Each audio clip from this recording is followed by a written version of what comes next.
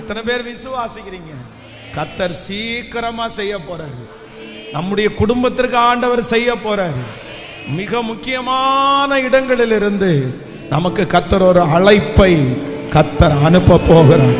தகுதியே நமக்கு இல்லாத இடங்களிலிருந்து நமக்கு ஒரு அழைப்பு வரப்போகிறது. நீங்க சந்தோஷப்பட போறீங்க. இது கர்த்தருடைய தீர்க்க தரிசனமான வார்த்தை, தீர்க்க தரிசனமான வார்த்தை. அந்த ஒரு அழைப்பு இத்தனை வருடங்களும் நீங்கள் பட்ட கஷ்டத்திற்கு பதில் கொடுக்க போகிறது. 30 வருஷமாய் யோசேப்பு கடந்து வந்த அந்த பாதைக்கு அந்த ஒரு அழைப்பு அவனுடைய தலையை நிமிர பண்ணினது போல கர்த்தர் வாக்கு கொடுக்கிறார். நான் இந்த ஜெபத்திலே முடிய ஒரு அழைப்பை அனுப்புவேன். ஒரு நல்ல செய்தி உங்களை தேடி வரும். ஒரு நல்ல அழைப்பு உங்களை தேடி வரும். ஹல்லேலூயா. அது இத்தனை நாட்களும் பட்ட கஷ்டத்திற்கு நமக்கு பலனாய் மாற போகிறது. ஹல்லேலூயா. ஆமென். வேதத்துல அடுத்து முக்கியமான விஷயத்தை பார்க்கும்போது வேதம் சொல்லுது, நம்முடைய தீர்க்கதரிசி ஆகிய எலியாவை ஆண்டவர் கேரித் அப்படின்ற ஒரு ஆற்றண்டையில கர்த்தர் கொண்டு போய் அந்த ஆற்றனுடைய தண்ணீரை குடித்து காகங்கள் உன்னை போஷிக்க கட்டளையிடுவேன் அப்படின்னு ஆண்டவர் வாக்கு கொடுத்தார். நீ 1 ராஜாக்கள் 17ஆம் அதிகாரத்தில் அதை வாசிக்கும் போது இருக்கும், காகங்களை கொண்டு ஆண்டவர் போஷித்தார். ஆனா திடீரென்று பார்த்தா வேதம் சொல்லுது, அந்த ஆற்றனுடைய தண்ணீர் என்ன பண்ணிருச்சுன்னா வற்றி போயிருச்சு அப்படின்னு வேதம் சொல்லுது. நீங்க 17ஆம் அதிகாரத்தினுடைய 7வது வசனத்தில் வாசிக்கும் போது, தேசத்தில் மழை பெய்யாதபடினால் சில நாளுக்கு பின்பு அந்த ஆறு வற்றி போயிட்டு. கவனிங்க, அந்த ஆத்துக்கு போ சொன்னது யாரு சொல்லுங்களேன்? அந்த ஆத்துக்கு போ சொன்னவர் கர்த்தர். அந்த ஆற்றுல இருக்கிற தண்ணீரை நீ குடிப்ப அப்படின்னு சொன்னவர் கர்த்தர். ஆனா சில நாட்களுக்கு பின்பு நேச்சரா அந்த தேசத்துல மழை பெய்யாததுனால அந்த ஆறு வற்றி போறது மாதிரி இந்த ஆறு வற்றி போயிருச்சாமா.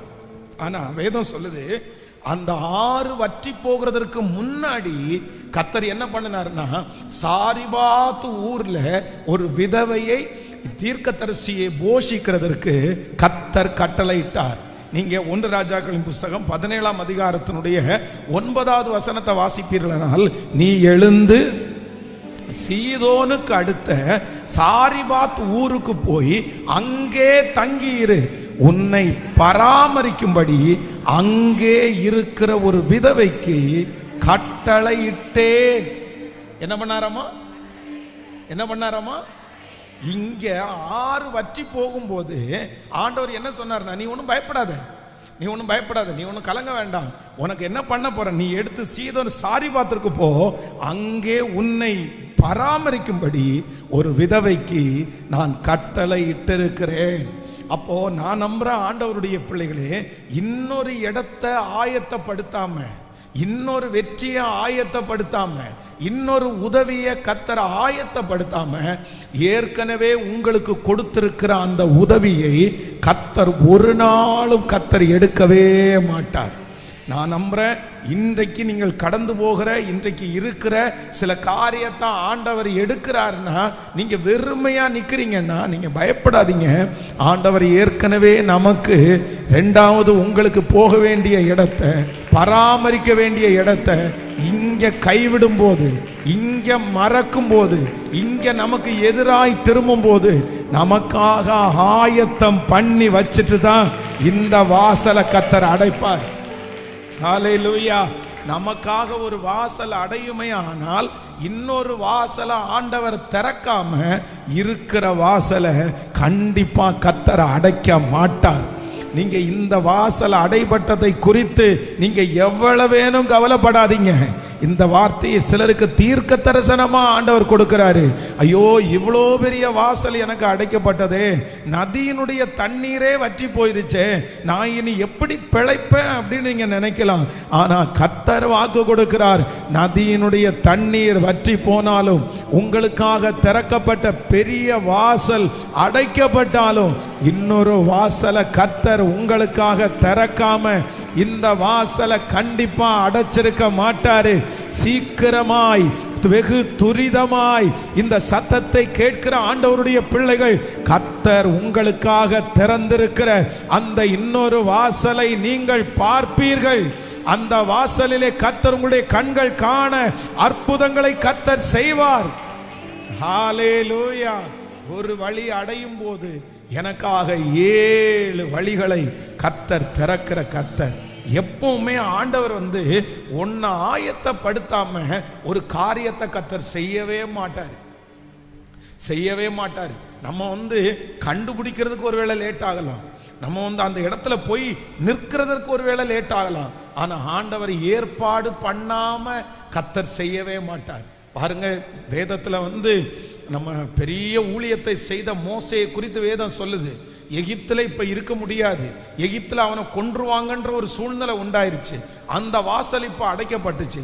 இப்ப அங்க இருந்து அவர் கிளம்பி எங்க போறோன்னு தெரியாம காலு எப்படி நடக்குதோ அந்த மாதிரி நடந்து போயிட்டு இருக்காரு.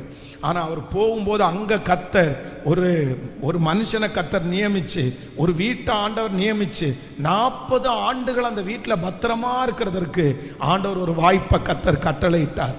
அதனால நான் விசுவாசிக்கிறேன், ஆண்டவர் எனக்கு ஒரு வாசலை அடைச்சாருன்னா கண்டிப்பா இன்னொரு வாசலை கர்த்தர் எனக்காக திறப்பார். உங்களுக்கு ஒரு வாசல் அடைக்குமானால் உங்களுக்காக 7 வாசல்களை கர்த்தர் திறப்பார். ஹல்லேலூயா. உங்களுக்கும் எனக்கும் நிறைய வாசல்கள் உண்டு, கர்த்தர் நமக்கு திறந்து வைத்திருக்கிறார். சீக்கிரமாக அந்த வாசலிலே நாம் போய் நம்முடைய கால்களை வைக்கிறதற்கு கர்த்தர் உதவி செய்கிறதற்கு கர்த்தர் வல்லவராயிருக்கிறார். ஆமென். எனக்கு ஒன்ன ஆயத்தம் பண்ணாம ஆண்டவர் செய்யவே மாட்டார். ஆனா ஆயத்தம் பண்ணினதுல ஆண்டவருடைய பிள்ளைகள் திருப்தியா இருக்கிறதுக்கு ஆண்டவர் எதிர்பார்ப்பார். யோனாவை கர்த்தர் அந்த கடல்ல போடும்போது ஆண்டவர் மீனை ஆயத்தம் பண்ணி இருந்தார்ல, அந்த தேவன் தான் நம்முடைய தேவன், நாம் ஆராதிக்கிற தேவன். நமக்கு வாசல்களை அடைக்கும் போது இன்னொரு வாசலை நமக்காக அவர் திறந்து வைத்திருக்கிறார். இந்த ஜெபத்திற்கு பிற்பாடு நீங்க 2வது ஒரு அதிசயத்தை பார்ப்பீங்க. என்ன அதிசயத்தை பார்ப்பீங்கன்னா, எனக்காக கர்த்தர் வாசலை அடைச்சது மட்டும் இல்லை, எனக்காக ஒரு புதிய வாசலை கர்த்தர் திறந்திருக்கிறதையும் நம்முடைய கண்கள் காண போகிறது. ஹல்லேலூயா. கைகளை அசைத்து ஒரு ஹல்லேலூயா சொல்லலாம். சவுலுக்கு பாருங்க, தன்னுடைய கழுதை காணாமல் போனது ஒரு வாசல் அடைக்குது. ஒரு வாசல், அவங்களுடைய அது வரைக்கும் அவங்களுக்கு இருந்த வருமானம், அவங்களுக்கு வேலை எல்லாமே அதான். இப்ப அந்த வாசல் அடைக்குது. அந்த வாசலை அடைச்ச உடனே வேதம் சொல்லுது, திரும்பி என்ன வாசல் திறக்குது அப்படின்னு சொன்னா, வேதம் அவனுக்காக ராஜ வாசல் அவனுக்காக திறந்திருக்கிறது. அவன் கடந்து போகிற இடம் தேவனுடைய மனுஷனுடைய வீடு. அந்த தேவனுடைய மனுஷனுடைய வீட்டிலே அவனுக்கு ஒரு ஆகாரம் ஆயத்தமாக்கப்பட்டிருக்கிறது. அது கர்த்தர் அவனுக்காக திறந்த புதிய வாசல், ஆச்சரியமான வாசல். ஹல்லேலூயா. ஆண்டவர் யாரோ ஒருத்தருக்கு தீர்க்க தரிசனமா சொல்றாரு, இந்த வாசல் அடைக்கப்பட்டதை குறித்து நீ பயப்படவே வேண்டாம், நீ கலங்கவே வேண்டாம். நான் உனக்காக ஒரு புது வாசலை உனக்காக திறந்து வைத்திருக்கிறேன். கைகளை எல்லாரும் உயர்த்தி அந்த வார்த்தையை நான் நம்புற ஆண்டவரேன்னு சொல்லுங்க. முழு பலத்தோட கூட எனக்காக ஒரு வாசலை திறக்காம இன்னொரு வாசலை நீங்க அடைக்க மாட்டீங்கப்பா. அந்த வாசலை என்னுடைய கண்கள் காணணும், அந்த வாசல்ல நான் போய் காலடி எடுத்து வைக்கணும். எனக்காக திறந்திருக்கிற அந்த வாசலை நான் பார்க்கும்படி என்னுடைய கண்களை திறந்தருள கர்த்தர் அந்த வாசலுக்குள்ளே பிரவேசிப்பதற்கு இஸ்ரவேல் ஜனங்களுக்காக நீர் செங்கடலிலே திறந்த அந்த வாசலிலே அவர்கள் நடந்து போவார்களானால் என்னையும் வெகு சீக்கிரத்திலே எனக்காக திறக்கப்பட்டிருக்கிற அந்த புதிய வாசலிலே நான் காலடி எடுத்து வைப்பதற்கு கர்த்தர் என்னை நடத்த போகிறார். நல்ல கரங்களை தட்டி கர்த்தர் என்னை நடத்த போகிறார். ஆமென். என் கரத்தை பிடித்து நடத்துகிறவர். ஹல்லேலூயா. ஆமென். எனக்காக வாசல்களை ஏதாவது ஒரு உதவியை கர்த்தர் எனக்காக செய்யாம ஒரு இடத்திலிருந்து எப்பவுமே ஆண்டவர் நம்மளை எடுக்கவே மாட்டார். நம்மளை ஆண்டவர் எந்த சோதனைக்குள்ள கொண்டு போனாலும் அதை தாங்கக்கூடிய பலன் தருகிறவர். தப்பி செல்லக்கூடிய வழியை நமக்கு செய்கிறவர். ஆமென். இன்றைக்கு இருக்கிற வசனத்தை நம்ம எல்லாரும் சேர்ந்து இன்றைக்கு ஆண்டவர் கொடுத்திருக்கிற வாக்குத்தத்த வசனத்தை நாம் சேர்ந்து நம்ம வாசிக்க போகிறோம். Thank you Jesus. எல்லாரும் எடுத்துக்கொள்ளுங்கள். 1 சாமுவேல் 16ஆம் அதிகாரத்தினுடைய 18வது வசனத்தை நாம் எல்லாரும் சேர்ந்து வாசிக்க போகிறோம். 1 சாமுவேல் 16ஆம் அதிகாரத்தினுடைய 18வது வசனத்தை சேர்ந்து வாசிக்கலாம். அப்பொழுது அந்த வேலைக்காரரில் ஒருவன் பிரதி உத்தரமாக, இதோ பெத்லெகேம் ஆகிய ஈசாயின் குமாரர் ஒருவனை கண்டிருக்கிறேன். அவன் வாசிப்பதிலே தேறினவன், அவன் பராக்கிரமசாலி, யுத்த வீரன், காரிய சமர்த்தன், சௌந்தரியம் உள்ளவன். கர்த்தர் அவனோடே கூட இருக்கிறார். கர்த்தர் அவனோடே கூட இருக்கிறார். ஆண்டவருடைய பிள்ளைகளே, இன்றைக்கு கர்த்தர் சமூகத்திலே இன்றைக்கு இந்த வார்த்தைக்காக எதிர்பார்க்கும் போது ஆண்டவர் இன்றைக்கு கொடுத்த ஒரு நல்ல வார்த்தை என்ன அப்படின்னா, கர்த்தர் அவனோடே இருக்கிறார். ஆமென். கர்த்தர் அவனோடே இருக்கிறார். இன்னொரு விஷயம் கூட அந்த வசனத்தை வாசிக்கலாம். 16ஆம் அதிகாரம் 8வது வசனத்தை வாசிக்கலாம். அப்பொழுது ஆமென் அந்த வேலைக்காரரில் ஒருவன் பிரதிவுத்தரமாக, இதோ பெத்லெகேம் ஆகிய ஈசாயின் குமாரன் ஒருவனை கண்டிருக்கிறேன்.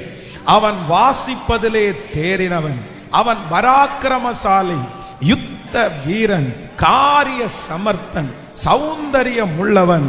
கர்த்தர் அவனோடு கூட இருக்கிறார். ஹல்லேலூயா. ஆண்டவருடைய வார்த்தை நமக்கு நேராய் கடந்து வருகிறது. கர்த்தர் வாக்கு கொடுக்கிறார். கர்த்தர் அவனோடு கூட இருக்கிறார். கர்த்தர் உங்களோடு கூட இருக்கிறார். ஆண்டவர் உங்கள் பிள்ளைகளோடு கூட இருக்கிறார். நீங்கள் போகிற இடத்திலெல்லாம் உங்கள் தேவனாகிய கர்த்தர் உங்களோடு கூட இருக்கிறார். உங்கள் எதிரிக்கு நிறைய பேர் இருக்கலாம், உங்களுக்கு விரோதமாய் எழும்புகிறவர்களுக்கு நிறைய பேர் இருக்கலாம். ஆனா கர்த்தர் வாக்கு கொடுக்கிறார், நீங்க பயப்படாதீங்க, உங்களோடு கர்த்தர் இருக்கிறார். உங்களுடைய சொந்தங்களுக்கு நிறைய இருக்கலாம், ஆனா ஆண்டவர் வாக்கு கொடுக்கிறார், கர்த்தர் உங்களோடு கூட இருக்கிறார். ஆமென். உங்களோடு கூட கர்த்தர் இருப்பார். ஆனால் நான் நம்புகிறேன், நீங்கள் எந்த இடத்திற்கு போனாலும் வெற்றியை தருவதற்கு கர்த்தர் வல்லவராய் இருக்கிறார். கைகளை உயர்த்தி சொல்லுவோம், கர்த்தர் என்னோடு கூட இருக்கிறார். அந்த வெளியூரிலே பிரயாணம் பண்ணி கொண்டிருக்கிற அந்த பிள்ளையோடு கர்த்தர் இருக்கிறார். அந்த தூர தேசத்திலே இருக்கிற பிள்ளையோடு கர்த்தர் இருக்கிறார். உடைய மூத்த மகனோடு ஆண்டவர் இருக்கிறார், மகளோடு ஆண்டவர் இருக்கிறார். கர்த்தர் உன்னோடே இருக்கிறார். கர்த்தர் அவனோடே இருக்கிறார். கர்த்தர் உங்களோடு கூட இருக்கிறார் என்கிறதை அநேகர் கண்டுகொள்ளுகிற நாட்கள் வரும். எதிரிகள் கண்டுகொள்ளுவார்கள். உங்களோடு ஆண்டவர் இருக்கிறார் என்கிறதை கர்த்தர் சீக்கிரமாய் கர்த்தர் நிரூபிப்பார். கர்த்தர் உங்களோடு கூட இருக்கிறார். ஆண்டவருடைய பிள்ளைகளே, பொதுவாக அன்றைக்கு இருந்த நாட்களில் கிட்டத்தட்ட இங்கே ஒரு 6 குவாலிட்டி பக்கத்தில் இருக்குது. ஒன்று, அவன் வாசிப்பதிலே தேறினவன். இரண்டாவது, அவன் பராக்கிரமசாலி. மூன்றாவது, அவன் யுத்த வீரன். நான்காவது, அவன் காரிய சமர்த்தன். ஐந்தாவது, அவன் சௌந்தரியம் உள்ளவன். அப்போ அந்த நாட்டில் பார்த்தீங்க அப்படின்னு சொன்னா நிறைய பேருக்கு இதே மாதிரி கிஃப்ட் எல்லாம் நிறைய பேருக்கு இருக்கும். நிறைய பேர் அந்த இன்ஸ்ட்ருமெண்ட் வாசிக்கிறவங்க இருப்பாங்க, நிறைய பேர் பராக்கிரமசாலிகளா இருப்பாங்க, நிறைய பேர் யுத்த வீரர்களா இருப்பாங்க, நிறைய பேர் காரிய சமர்த்தர்களா இருப்பாங்க, நிறைய பேர் சௌந்தரியம் உள்ளவர்களா இருப்பாங்க. ஆனா எல்லாம் அவங்களுக்கு இருக்குது. ஆனா என்ன மட்டும் அவங்களுக்கு மிஸ் ஆயிடுச்சு அப்படின்னா, கர்த்தர் அவர்களோட இருக்கிறாரா? கர்த்தர் அவர்களோட இருக்கிறாரா? நான் நம்புறேன், இது எதுவுமே இல்லாம கர்த்தர் மட்டும் ஒரு தேவனுடைய பிள்ளையோட இருப்பாரானால் அவர்களுக்கு இவைகள் எல்லாம் கூட கொடுக்கப்படும், தேடி வரும். ஆமென். உங்களிடத்துல ஒன்றும் இல்லாமல் இருக்கலாம், ஒன்றும் இல்லாமல் இருக்கலாம்.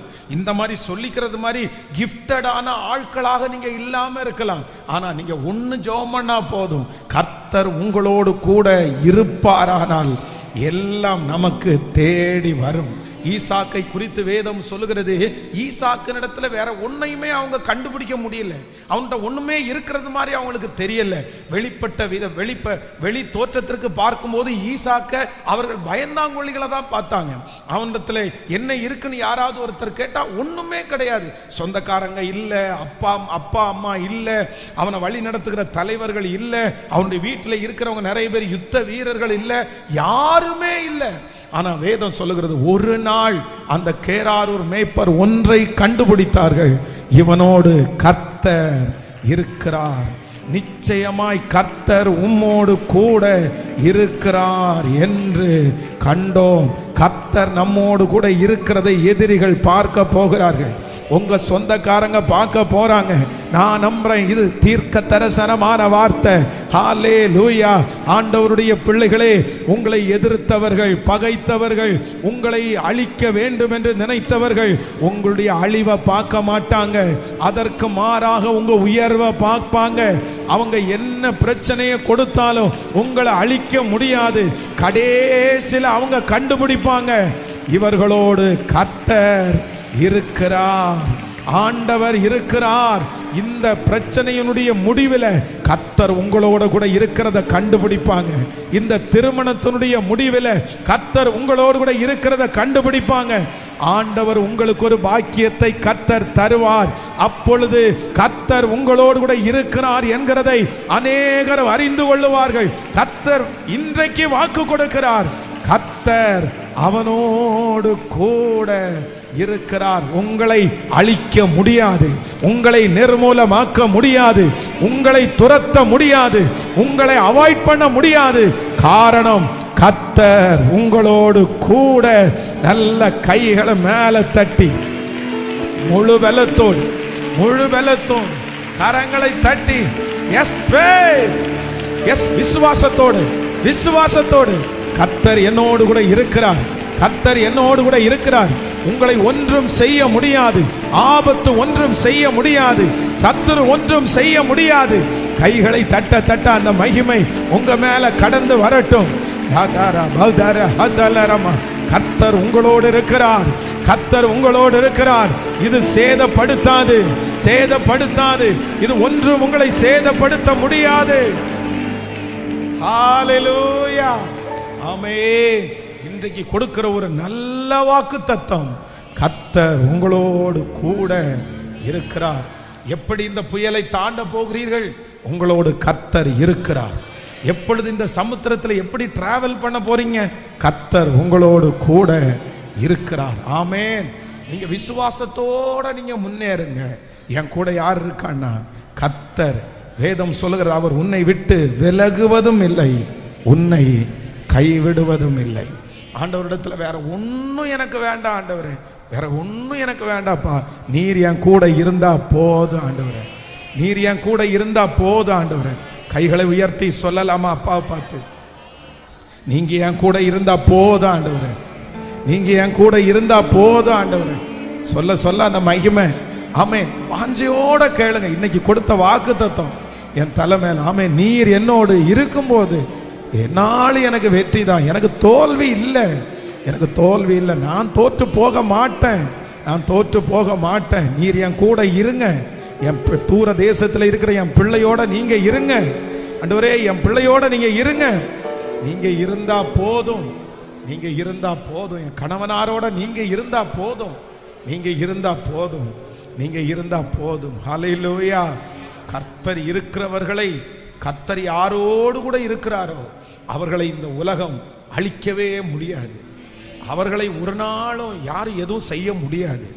அவங்க எவ்வளவு பெரிய பிரச்சனைக்குள்ள போனாலும் திரும்பவும் அவர்கள் வருவார்கள். நீங்க இந்த ஜெபத்தில் ஆண்டவர் உங்களுக்கு என்ன வேணும் அப்படின்னு கேட்டார், நீங்க என்ன சொல்லணும்? ஒன்னே ஒன்று மட்டும், ஏசப்பா நீர் என்னோடு கூட இருந்தால், ஆமென், நீர் என்னோடு கூட இருந்தால் போதும். பாருங்க, வேதத்தில் வாசிக்கும் போது இஸ்ரவேல் ஜனங்கள் எல்லாரும் அப்படியே அணியணியா வர்றாங்க, அணியணியா வர்றாங்க. வரும்போது அந்த அந்த ராஜா சொல்றான், இவங்களை சபிக்கிறதுக்கு தான் அவனை நான் கூட்டிட்டு வந்தேன் அப்படின்னு. அப்போ அவன் என்ன சொல்றான் அப்படின்னு சொன்னா, சபிக்கவே முடியாதுப்பா. ஏன் அப்படின்னு சொன்னா, ஆண்டவர் அவர்களோட, கர்த்தர் அவர்களோட இருக்கிறார். ஆண்டவர் அவர்களுக்கு முன்னாடி கடந்து போறாரு. ஆண்டவர் அவங்களுக்குள்ள பிரச்சனை இருக்கு, அதனால நம்ம ஒன்றும் பண்ண முடியாது. கர்த்தர் அவர்களோட இருக்கிற வரைக்கும் நம்ம என்ன பண்ண முடியாது, எதுவுமே செய்ய முடியாது. ஒன்று பண்ணுங்க, அவங்கள விட்டு கர்த்தர் போயிட்டாருன்னு வச்சுங்களேன், அவங்கள விட்டு ஆண்டவர் போயிட்டாருன்னா அவங்கள என்ன வேணாலும் பண்ணலாம், என்ன வேணாலும் செய்யலாம்.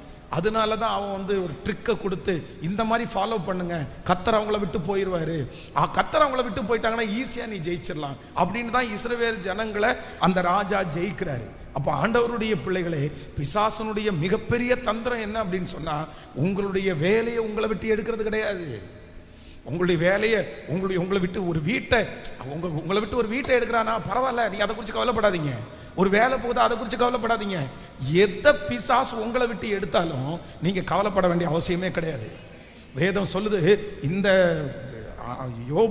யோபுக்காக சத்துரு போய் ஆண்டவருக்கு முன்னாடி என்ன சொல்றாரு தெரியுமா, நீர் தொட்டு பாரு, நீ தொட்டு பாரு, அவன் மறுதளிக்கிறானா இல்லையான்னு பாரு. உடனே ஆண்டவர் சொன்னாரு, நீ என்ன வேணாலும் எடுத்துக்கோப்பா, நீ என்ன வேணாலும் எடுத்துக்கோ. எல்லாத்தையும் எடுத்துட்டான். ஆனா வேலையை, அந்த தொழில் போனதை குறித்து யோபு கவலைப்படல. அவனுடைய பிள்ளைகள் எடுத்துக்கொண்டான், அதை குறித்து கவலைப்படல. ஆனா யோபு எதை மட்டும் ரொம்ப கிருபையா காத்துட்டாருன்னா, கர்த்தரை மட்டும் மறுதளிக்கவே இல்லை. அவர் சொல்லும் போது சொல்கிறார், அவர் என்னை கொன்று போட்டாலும் அவர் மேல் நான் நம்பிக்கையா இருப்பேன். ஆமென்.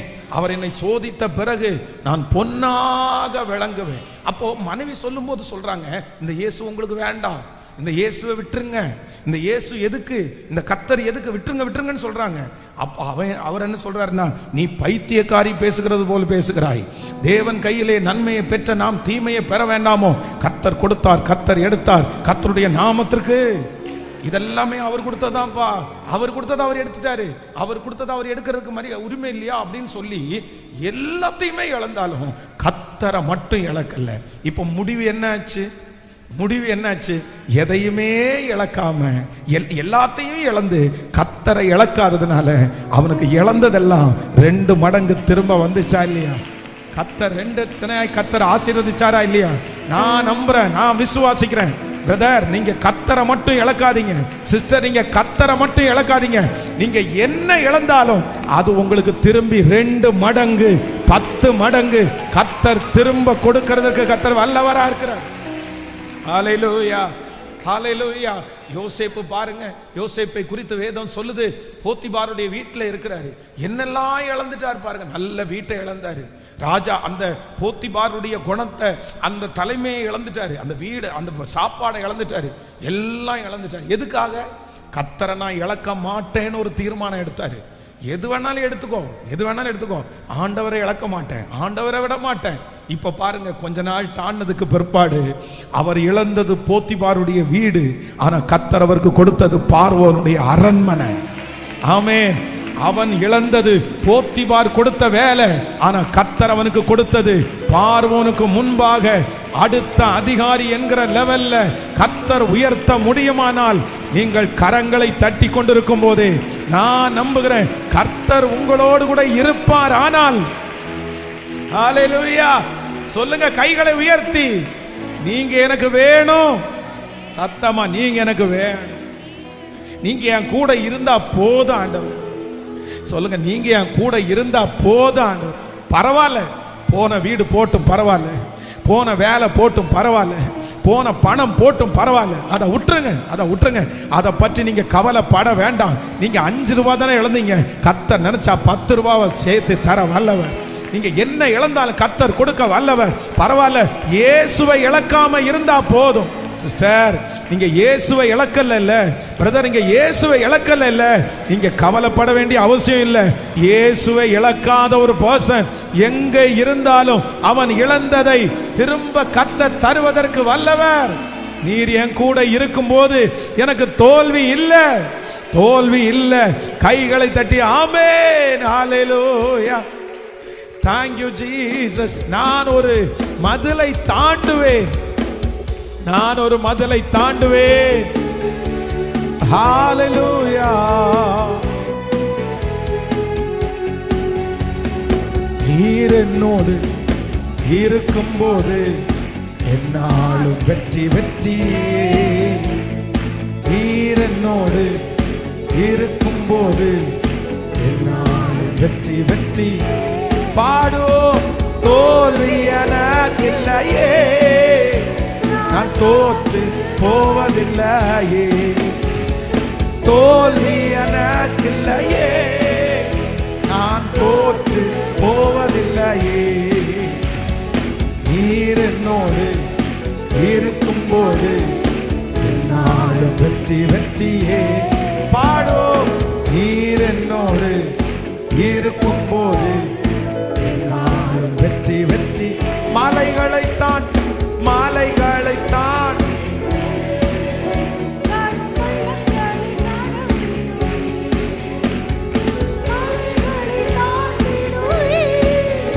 காடும் பள்ளங்காலை கடந்திடுவே. சொல்லுவோம், சாதிகாலை முறியடிவே, சாத்தானை ஜெயித்திடுவே. சொல்லுவோம், சாத்தானை ஜெயித்திடுவே. நீர் என்னோடு இருக்கும்போது என்னாலும் வெற்றி வெற்றியே. நீர் என்னோடு இருக்கும்போது என்னாலும் வெற்றி வெற்றி. தோல்வி எனக்கில்லையே, நான் தோற்று போவதில்லையே. தோல்வி எனக்கில்லையே, தோல்வி எனக்கில்லை, தோல்வி எனக்கில்லையே. நான் தோற்று போவதில்லையே. ஹல்லேலூயா. ஆண்டவரே, நீர் மட்டும் என்னை விட்டு எங்கேயுமே போகவே வேண்டாம். கர்த்தரை நீங்க பார்த்துக்கணும், கர்த்தரை நீங்க பத்திரமா வச்சுக்கணும். ஆண்டவரா உலகமான ஒரு சூழ்நிலை உங்களுக்கு உண்டாகும். ஆண்டவரா சில மனிதர்களா அப்படின்ற ஒரு சூழ்நிலை உங்க வாழ்க்கையில, இந்த பரீட்சை எல்லாருடைய வாழ்க்கையிலையும் வரும். கர்த்தரா இல்லை இதுவா ஆண்டவரா அப்படின்ற ஒரு சூழ்நிலை வரும். அப்போ நீங்க கண்ணை மூடிட்டு எதை குறிச்சுமே யோசிக்க வேண்டாம். நீங்க கர்த்தர் எனக்கு போதும்னு ஒரு முடிவெடுங்க. நான் நம்புறேன், நீங்க எதை இழக்கிறீங்களோ அதை கண்டிப்பா நீங்க இழக்கவே மாட்டீங்க. ஆமென். என்னுடைய கண்கூடாய் நான் பார்த்திருக்கிறேன். ஊழியத்திற்காக நான் ஊழியத்துக்காக வீட்டை விட்டு வரும்போது எனக்கு முன்னாடி நின்ன ஒரு பெரிய விஷயம் என்ன அப்படின்னா, என்னுடைய வீடா ஊழியமா, அது கர்த்தரா இல்லைன்னா என்னுடைய குடும்பமா, இது எனக்கு ஒரு பெரிய விஷயமாவே இருந்துச்சு.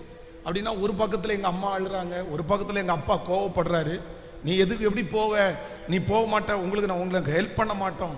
அப்போ ஒரு பெரிய தடுமாற்றம். ஸோ ஒரு 3 வருஷம் தாண்டி போகலாம்ல, தாண்டி போனால் பிரச்சனை இல்லையா, அப்படி ஒரு பெரிய தடுமாற்றம்.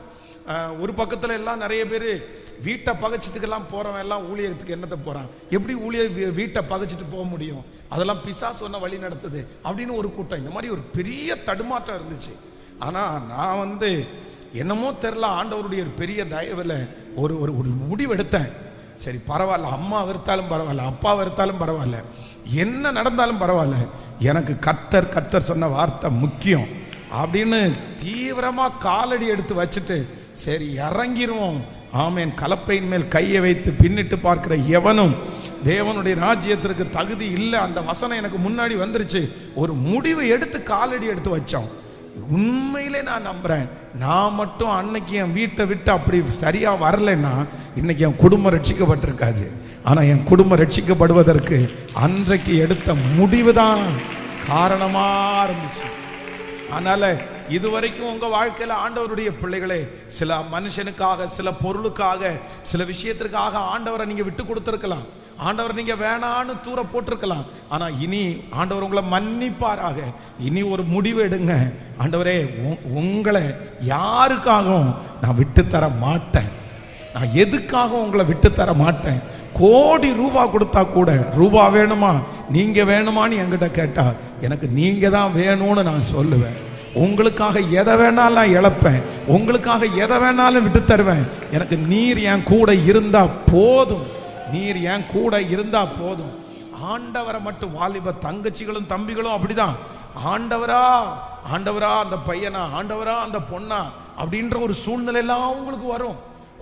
ரொம்ப கேர்ஃபுல்லாக இருக்கணும். அதே நேரத்தில் கொஞ்ச நேரம் ஆண்டவரை ஒதுக்கி வச்சுட்டு அவ்வளோதான் ஆண்டவரை திரும்பி கூப்பிடலாம் அப்படின்னு நினச்சிடக்கூடாது. கர்த்தர் அவருக்காக வைராக்கியம் பாராட்டுகிறத அவர் விரும்புகிறார். ஆமென். அவருக்கு பிடிக்கும். என்னன்னா, தன்னுடைய பிள்ளை தன்னைக்காக நிற்கிறத ஆண்டவர் ரொம்ப விரும்புவார். ஆண்டவருக்காக நீங்க நின்னுட்டீங்கன்னா உங்களுக்காக எந்த இடத்துல ஆண்டவர் நிற்கிறதற்கு கர்த்தர் வல்லவராக இருக்கிறார். ஹல்லேலூயா. ராமநாதபுரத்தில் ஒரு சர்ச்சில் ஒரு வாலிப தங்கச்சி யூத் லீடராக இருந்தவா. அப்படிதான். அப்போ இந்த லீடராக இருக்கும்போது ஒரு காலேஜ் படிக்கும்போது கூட படிக்கிற ஒரு ரசிக்கப்படாத ஒரு பையனை அந்த பொண்ணை நேசிக்கிறான். அப்போ நேசிக்கும் போது பாஸ்டர் அந்த பிள்ளையை கூப்பிட்டு கேட்குறாரு. என்ன கேட்குறாரு அப்படின்னு சொன்னா, எப்பா இப்போ நீ நல்லா நினச்சிக்கோ, உனக்கு ஏசப்பா வேணுமா அந்த பையன் வேணுமா? ஏசப்பா வேணுமா? உடனே அந்த பிள்ளை சொல்லுது, எனக்கு 2 பேரும் வேணும் அப்படின்னு சொல்லுது. இல்லை, 2 பேரையும் நீ எடுத்துக்க முடியாது. இப்போ இருக்கிற சூழ்நிலையில் நீ ஒருத்தரை தான் நீ சார்ந்து வாழ முடியும். ஒருத்தர் தான்.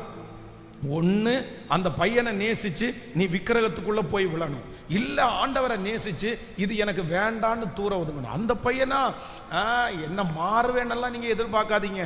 நான் என்னைக்குனாலும் கடவுளுக்கு நான் விரோதி தான், எதிரி தான். நான் அந்த பையன் கிறிஸ்தவ எதிரி இயக்கத்தில் இருக்கிறான்.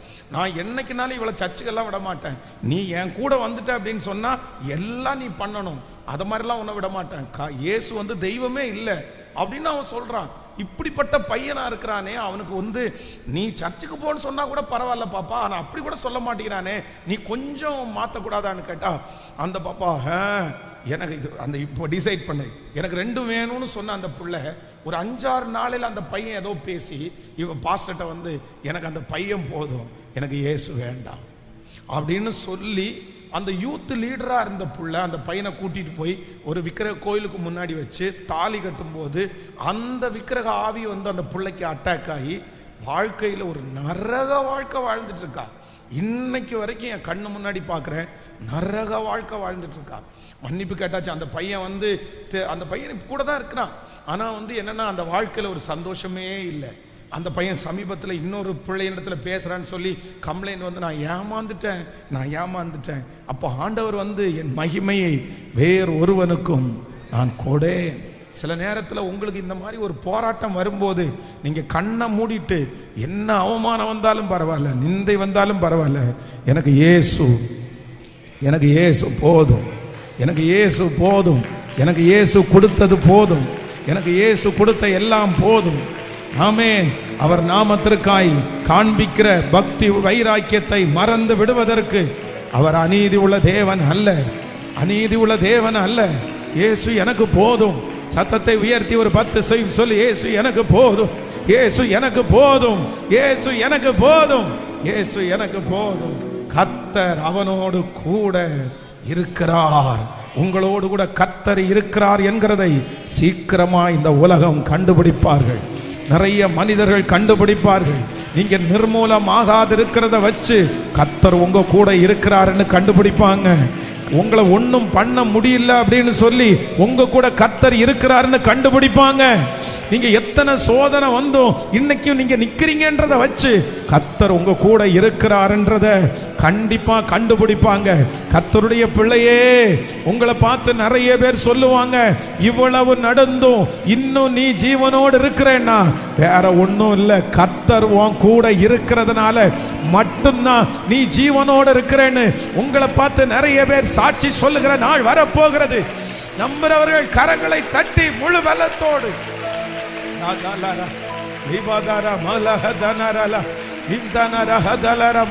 பயங்கரமான பராக்கிரமசாலியாய் என்னோடு கூட இருக்கிற கர்த்தர், பயங்கரமான பராக்கிரமசாலியாய் என்னோடு கூட இருக்கிற கர்த்தர்.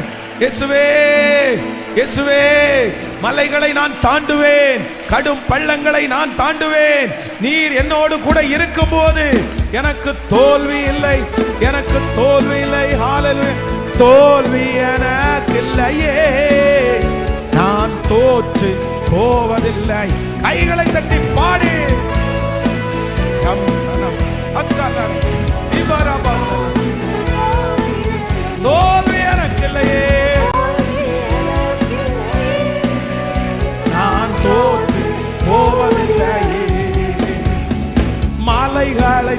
தாண்டிடுவே.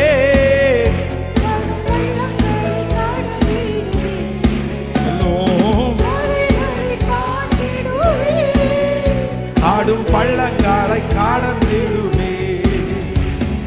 சாதிகளை முறியடி சாத்தானை சாதிகளை சாத்தானை ஜெயித்திடுவே. நீர் என்னோடு இருக்கும் போது என்னாடு வெற்றி வெற்றி ஆடோ. இயேசுவே இருங்கப்பா, சேர்ந்து தோல்வி தோல்வி எனக்கில்லையே. ஹல்லேலூயா. நான் தோற்று போவதில்லையே. தோல்வி எனக்கில்லையே. நான் தோற்று போவதில்லையே. தோல்வி எனக்கில்லையே.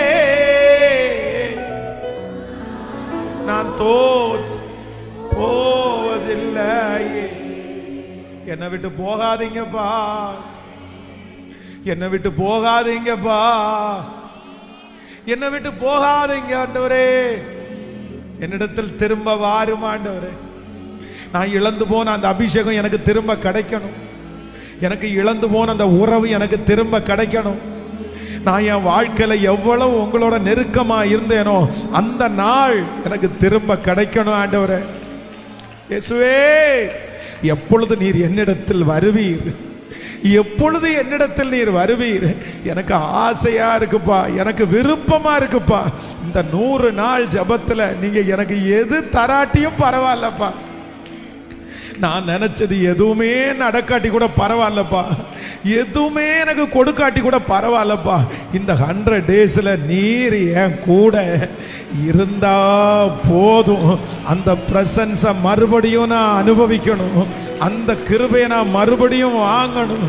அந்த தொடுதலை நாங்க மறுபடியும் வாங்கணும். இயேசுவே, என்கிட்ட வாங்கப்பா, என்ன மன்னிச்சிருங்கப்பா, என்ன மன்னிச்சிருங்கப்பா, என்ன கிருபையா என்ன மன்னிச்சிருங்க ஆண்டவரே. நீங்க இல்லாம என்னால வாழ முடியாது, நீங்க இல்லாம எதையும் என்னால செய்ய முடியாது. நீர் எனக்கு வேணும். சொல்லுங்க, வருந்தி கூப்பிடுங்க, வருந்தி கூப்பிடுங்க, வருந்தி கூப்பிடுங்க, வருந்தி கூப்பிடுங்க. நீங்க வேணும் ஏசப்பா. நீங்களே இல்லாத எனக்கு இந்த பதவி எதுக்கு ஏசப்பா? நீங்களே இல்லாத இந்த கனம் எனக்கு எதுக்கு ஏசப்பா? என் வாழ்க்கையில மிஸ் பண்றது ஒண்ணு உங்களை மட்டும்தான் ஆண்டவரே. இதெல்லாம் என்னை விட்டு போனா கூட பரவாயில்லப்பா, நீங்க எனக்கு வேணும் ஆண்டவரே. நீங்க எனக்கு வேணும், நீங்க எனக்கு வேணும், நீங்க எனக்கு வேணும், நீங்க எனக்கு வேணும், நீங்க எனக்கு வேணும். நீங்க இல்லாம என்னால ஒன்றும் செய்ய முடியாதுப்பா. இன்னைக்கு நிறைய பேர் இந்த ஜபத்துல இருக்கிறவங்க, பிரதர் எல்லாமே என்கிட்ட இருக்குது, ஆனா இயேசு உங்கள்கிட்ட இருக்காரா? ஏசப்பா உங்கள்கிட்ட இருக்காரா? 5 வருஷத்துக்கு முன்னாடி தெருவில் நடக்கும்போது நீங்க தனியா நடக்கல, உங்க கூட ஒருத்தர் நடந்து வந்தார்ல.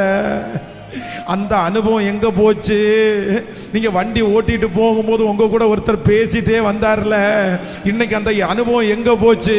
ஆனா மறுபடியும் இந்த 29வது நாள் ஜபத்துல கர்த்தரிடத்துல நீங்க எனக்கு மறுபடியும் எனக்கு வேணும், நான் மறுபடியும் உங்களிடத்துல பேசணும், மறுபடியும் உங்களோட நடக்கணும். அந்த விழுந்து போன அந்த ஜப ஆவிய, அந்த மகிமையை கர்த்தர் மறுபடியும் உங்களுக்கு தருவாராக. அதனால வாஞ்சையோட கேளுங்க எல்லாரும். ஏசப்பா நீங்க நல்லவர், நல்லவர், நல்லவர், நல்லவர், நல்லவர். இயேசுவே, இயேசுவே, இயேசுவே, இயேசுவே, இயேசுவே, இயேசுவே. சத்தம். இந்த செய்தியை நம்ம அடுத்த படி கொண்டு போகலனா கூட பரவாயில்ல. நான் இன்னைக்கு இயேசுவை கூப்பிடாம என் வீட்டுக்கு போக மாட்டேன். நான் இயேசுவை எனக்கு, நீங்க ஆன்லைன்ல கூட எந்த இடத்துல உட்கார்ந்து கேட்குறீங்களோ அந்த இடத்துல வேற ஒன்றும் கேட்கவா, இயேசு இயேசுவே நீர் எனக்குள்ள வாங்க ஆண்டவரேன்னு கேளுங்க. ஏசப்பா நீர் எனக்கு வேணும் ஏசப்பா, நீர் எனக்கு வேணும் ஏசப்பா. என் கூட பணம் இருக்கிறத அவங்க பார்க்கலன்னா கூட பரவாயில்ல ஏசப்பா, என் கூட நீங்க இருக்கிறீங்கன்றத தெரியணும் ஏசப்பா. என் கூட அந்த சின்ன வயசுல கிடைச்ச அபிஷேகம் மறுபடியும் எனக்கு கிடைக்கணும் ஏசப்பா. நீங்க என் கூட வாங்கப்பா.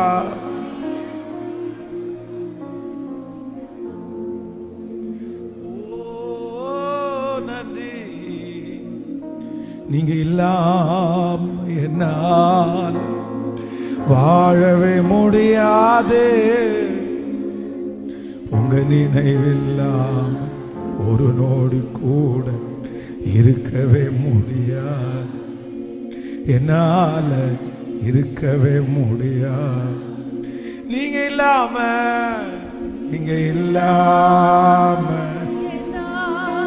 ஏசப்பா ஏசப்பா ஏசப்பா இயேசுவே நன்றி அப்பா நன்றி.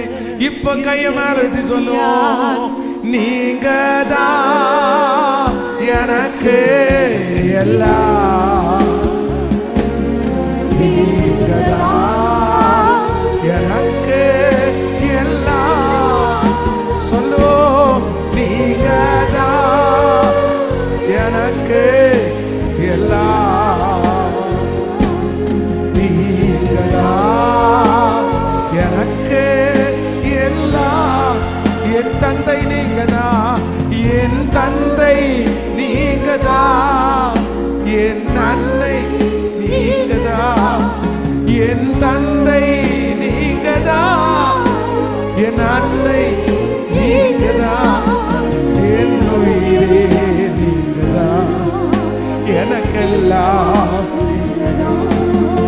என் உயிரே நீங்க தான், எனக்கெல்லாம் நீங்க தான், நீங்க தான்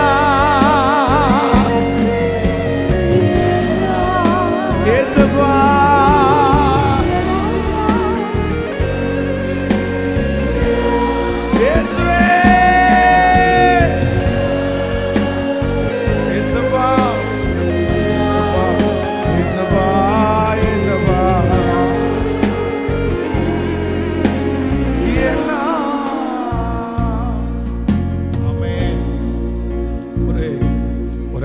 அப்படியே எழுப்பி நின்று இந்த காரியத்திற்காக மட்டும் நம்ம ஜெபம் பண்ணிட்டு, நமக்கு 100 days இருக்குது.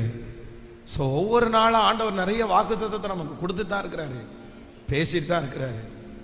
ஆனால் இன்னைக்கு ஹல்லேலூயா, நீங்க நம்ம ஒவ்வொருத்தரும் தனிப்பட்ட விதத்தில் என்ன பண்ணணும்னா, இயேசுவை சுமக்கிறவர்களாக மாறணும், சுமக்கிறவர்களாக மாறணும், சுமக்கிறவர்களாக மாறணும். நம்ம நிறைய விஷயத்துக்கு முக்கியத்துவம் கொடுத்துட்டோம், நமக்கு நிறைய விஷயத்துக்கு முக்கியத்துவம் கொடுத்துட்டோம். ஆனால் அதெல்லாம் எந்த பிரயோஜனமுமே இல்லை, அது எந்த பிரயோஜனமுமே இல்லை. இந்த சத்தத்தை கேட்குற நிறைய பேர் நீங்கள் ஒரு நாள் ஆண்டவருடைய பிரசன்னத்தை நேருக்கு நேர் உணர்ந்தவங்க இருந்திருப்பீங்க. பட் இன்னைக்கு என்னமோ உங்க கூட எல்லாம் இருக்குது, எல்லாம் இருக்குது. ஆனால் இயேசு எங்கே இருக்காரு? ஆண்டவர் எங்கே இருக்காரு? அப்படி ஒரு பிரசன்ஸை மிஸ் பண்ணிட்டு இருக்கிறவங்க நிறைய பேர் இருக்கலாம். பாஸ்டர் உண்மையிலே நான் அந்த பிரசன்ஸை நான் மிஸ் பண்ணுறேன். அன்னைக்கு நான் சத்தம் போட்டு ஆராதிக்கும் போது என்னுடைய சத்தத்தில் ஆண்டவருடைய பிரசன்னம் இருக்கிற மாதிரி உணர்ந்தேன். ஆனால் இன்னைக்கு வெறும் சத்தம் மட்டும்தான் இருக்குது, பிரசன்ஸ் இருக்கிற மாதிரி எனக்கு தெரியல. அது பிரயோஜனமே இல்லை, பிரயோஜனமே இல்லை. ஆண்டவரை நம்ம ரிஜெக்ட் பண்ண ஆண்டவர் போயிட்டே இருப்பார்.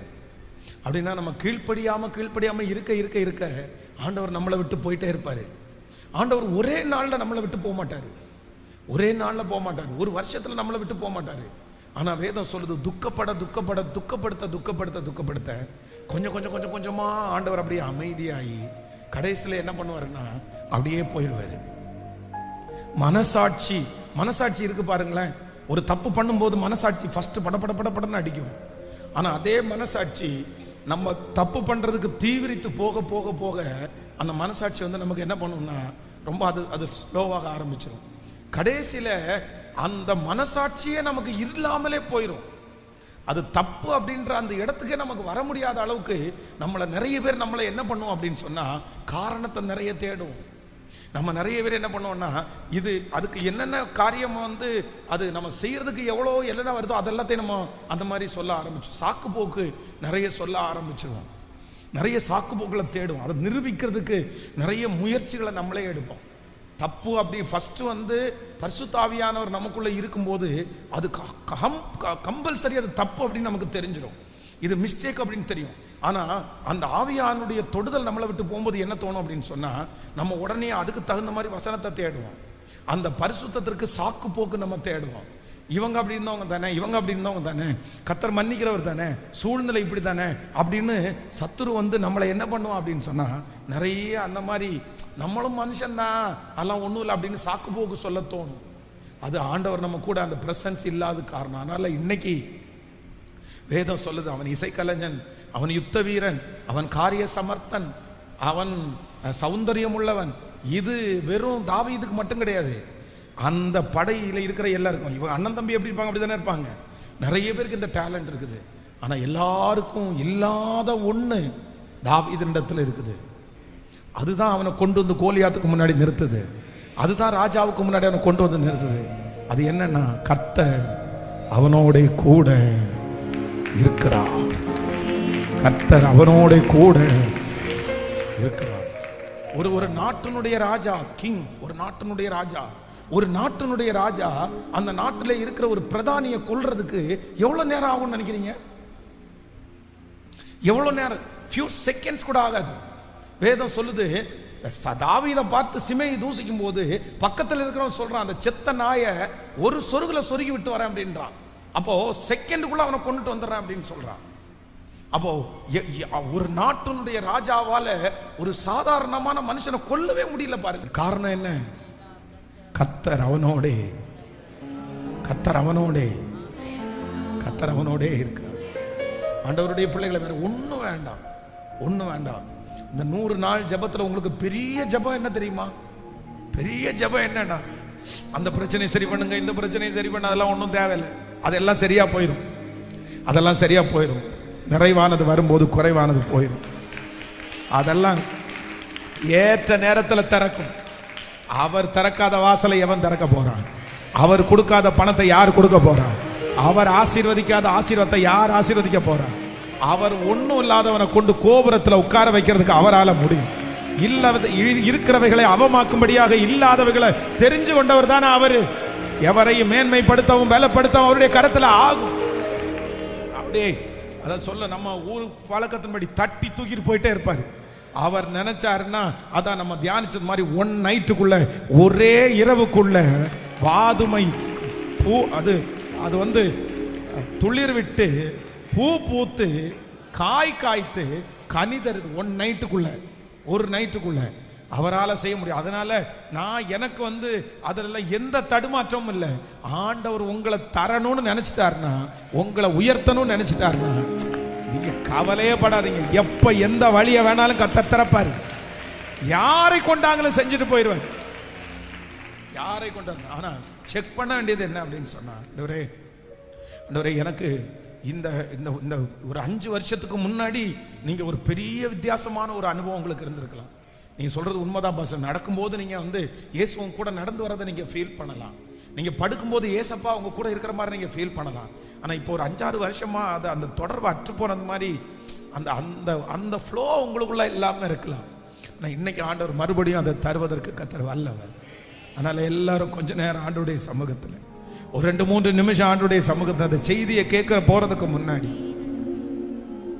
கர்த்தர் அவனோட இருக்கிறார், கர்த்தர் அவனோட இருக்கிறார், கர்த்தர் அவனோட இருக்கிறார், கர்த்தர் அவனோட இருக்கிறார், கர்த்தர் அவனோட இருக்கிறார். சிஸ்டர், நீங்க காலேஜ் படிக்கும் போது கர்த்தர் நீங்களும் எப்படி இருந்தீங்க? பிரதர், நீங்க ஸ்கூல் படிக்கும் போது நீங்களும் ஆண்டவர் எப்படி இருந்தீங்க? எப்படி இருந்தீங்க? எப்படி இருந்தீங்க? அன்னைக்கு உங்களுக்கு ஒண்ணுமே பெருசா தோணலையே, கர்த்தர் மட்டும் தானே பெருசா தோணுனாரு. அன்னைக்கு உங்களுக்கு திட்டுனதுக்கு ஒரு கோபமே வரலையே, ஏன்னா கர்த்தர் உங்க கூட இருக்கிற மாதிரி நீங்க ஃபீல் பண்ணீங்க. அன்னைக்கு அவ்வளோ பெரிய தாழ்வின் பாதையில போயிட்டு இருந்தீங்க.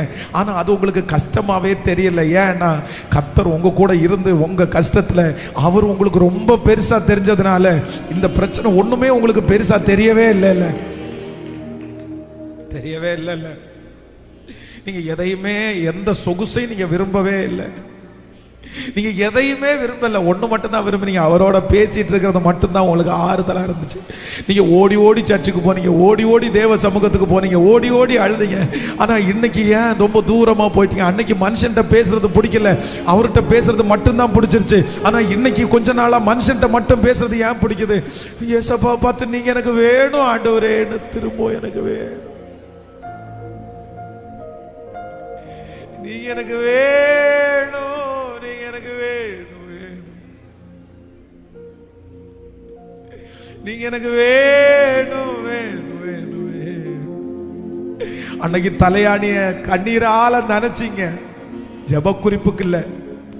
ஜப குறிப்பை சொல்லி சொல்லி எல்லாம் தலை நினைக்கல, அவர் அன்பை நினைச்சு தானே அழுது அழுது அழுது அழுது அப்படியே கண்ணீரால நினைச்சீங்களே. சொல்லுவோம் முழுவலத்தோடு, நீங்க எனக்கு வேணும், வேணும், வேணும், வேணும், வேணும், வேணும், வேணும், வேணும், வேணும், நீங்க எனக்கு வேணும், வேணும், வேணும், வேணும், நீங்க எனக்கு வேணும், வேணும், வேணும், வேணும். அன்றி ஆண்டவரே, நீங்க இல்லாம என்னால வாழ முடியாது, நீங்க இல்லாம என்னால வாழ முடியாது, நீங்க இல்லாம என்னால வாழவே முடியாது, உங்க நினைவெல்லாம் ஒரு நொடி கூட இருக்கவே முடியாது, என்னால இருக்கவே முடியாது. கேளுங்களேன், நீங்க எல்லாம் என்னால வாழவே முடியாது. இயேசுவே, இயேசுவே, இயேசுபாட்ட பேசுறவங்க பேசுங்க, உறவாடுறவங்க உறவாடுங்க. இயேசுபாட்ட கெஞ்சி மன்னிப்பு கேட்கறவங்க மன்னிப்பு கேளுங்க. நீங்க எனக்கு வேணும் ஆண்டவரேன்னு சொல்றவங்க வேணும் ஆண்டவரே. சத்தம் எஸ், ஆண்டவருடைய பெரிய பிரசன்னத்தை நான் இந்த இடத்துல உணர்றேன்.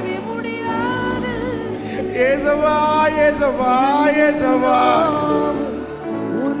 என்னை விட்டு போகாதீங்க ஏசப்பா, என்னை விட்டு போகாதீங்க ஏசப்பா, என்னை விட்டு போகாதீங்க ஏசப்பா, நீங்க எனக்கு வேணும் ஏசப்பா. என் கூட நீங்க நடந்து வர்றத நான் ஃபீல் பண்ணணும் ஏசப்பா, நீங்க என் கூட பேசுறத நான் ஃபீல் பண்ணணும் ஏசப்பா. நான் இழந்து போன அந்த அபிஷேகத்தை திரும்ப தரணும் ஏசப்பா, அந்த பிரசன்னத்தை நான் திரும்ப உணரணும் ஏசப்பா. நீங்க எனக்கு வேணும் ஏசப்பான்னு சத்தமா சொல்ல சொல்ல சொல்ல கிருப கிருப கிருப கிருப கிருப கிருப கிருப கிருப. Yes yes yes yes yes yes yes. இல்ல மகளே, இல்ல மகளே, நீ ஏசப்பாவுடைய கையை பிடிச்சு அந்த ஏதேன் தோட்டத்தில் அப்படியே உலாவுன்னு அந்த நாள் திரும்ப வரணும், திரும்ப வரணும். ஆண்டவர் நிறைய பேரை பார்த்து அப்படிதான் கேட்கிறாரு, நீ எங்க இருக்கிற, நீ எங்க இருக்கிற, நீ எங்க இருக்கிற, நீங்க எனக்கு வேணும். சத்தம் அப்படியே அப்படியே எழும்பிட்டே இருக்கட்டும். வாலிப தம்பிங்க தங்கச்சிங்க எல்லாம் ஏசப்பாட்ட, இயேசுவே, இயேசுவே. இன்னைக்கு அவர் உங்க கையை பிடிச்சு உங்களை நடத்தி கூட்டிட்டு போறதை நீங்க ஃபீல் பண்ணுவீங்க. இன்னைக்கு உங்க கூட கர்த்தர் கொண்டு வரதை நீங்க ஃபீல் பண்ணுவீங்க. அவரை கூப்பிட கூப்பிட அவர் வருவார். அவரை பார்க்கணும்னு ஆசைப்பட்ட ஒருத்தனுக்காக அவர் டிராவல் பண்ணி நடந்து அவன் வீட்டுக்கு போனார்ல. நீங்க எனக்கு வேணும், நீங்க எனக்கு வேணும், நீங்க தான் எனக்கு எல்லாம், நீங்க தான் எனக்கு எல்லாம், நீங்க தான்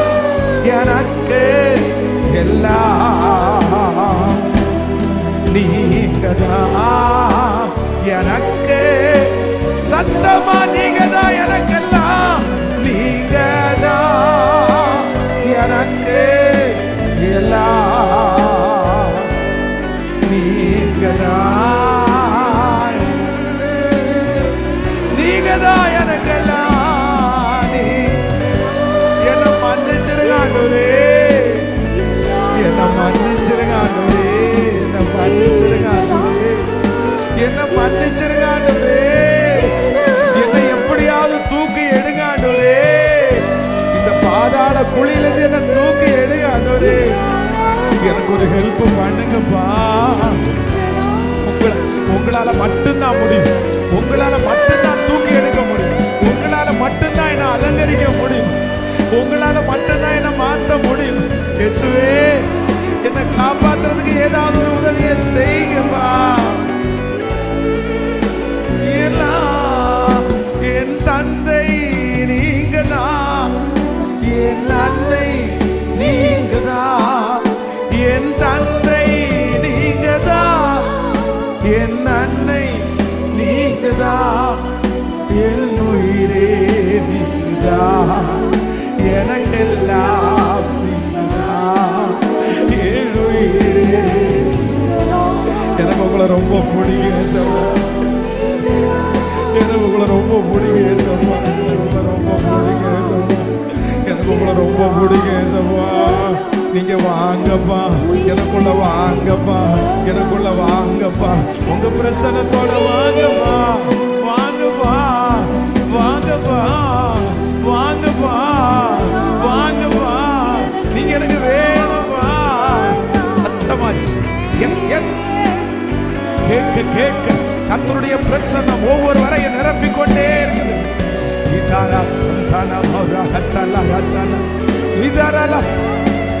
சத்துரு வெட்கப்பட்டு போட்டோம், பிசாசு வெட்கப்பட்டு போட்டோம், பிசாசு வெட்கப்பட்டு போட்டோம், பிசாசு வெட்கப்பட்டு போட்டோம்.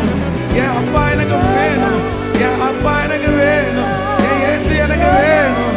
இயேசுவே, ஹalleluya.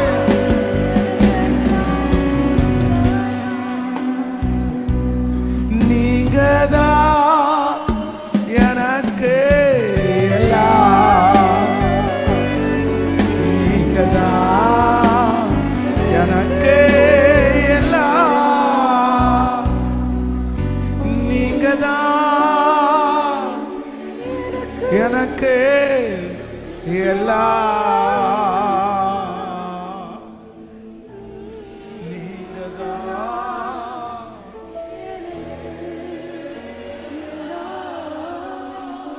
எங்க கரங்களை நீங்க பிடிச்சிருக்கிறதுக்காக நன்றி. உங்க பிரசன்னத்தை நாங்க உணர போகிறதற்காக, நீங்க என் கூட நடந்து வருகிறதற்காக. Jesus, Jesus, Jesus. அங்கங்க எழும்புகிற அந்த கர்த்தருடைய சத்தம் காணாமல் போன ஆடை போல, காணாமல் போன ஆடாகிய என்னை தேடுவீராக, காணாமல் போன ஆடாகிய என்னை தேடுவீராக, காணாமல் போன ஆடாகிய என்னை தேடுவீராக. அவங்க அவங்க முக்கியம், அவங்க முக்கியம்னு போனது தப்புதான். அந்த மனுஷனுடைய அன்புக்கு பின்னாடி போனது தப்புதான். ரொம்ப அவங்கள நேசிச்சது தப்புதான்.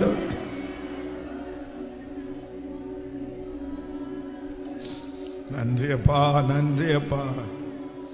உங்க பிரசன்னத்தினால் எங்களை மூடிக்கொள்ளுவீராக, உங்க மகிமையினால் எங்களை மூடிக்கொள்ளுவீராக. எங்க எல்லாருக்குமே நீங்க எங்களுக்கு எல்லாருக்குமே வேணும் ஏசப்பா, நீங்க எங்களுக்கு எல்லாருக்குமே வேணும் ஏசப்பா. உங்க பாதத்தில் எங்களை முழுவதுமாய் தாழ்த்துறோம். இயேசுவின் மூலம் ஜெபம் ஏறெடுக்கிறோம் நல்ல பிதாவே, ஆமென். உட்காரலாம். கத்த நல்லவர், கத்த நல்லவர், கத்த நல்லவர். ஹல்லேலூயா. கைகளை உயர்த்தி ஹல்லேலூயா.